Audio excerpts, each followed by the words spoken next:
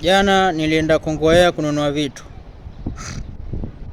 Sasa ile katika kubanana na watu, vile watu wengi,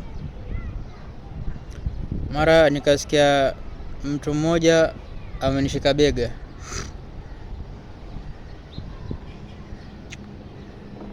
Sasa nikawa na wasiwasi, nikasema wacha ninunue vitu haraka haraka nikimbie zangu nyumbani.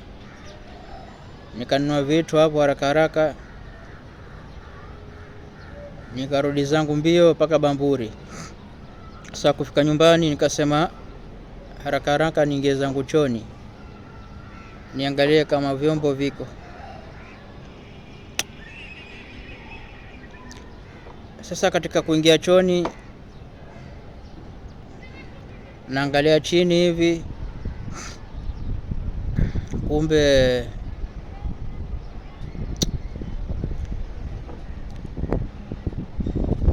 nimesahau kuvua soksi.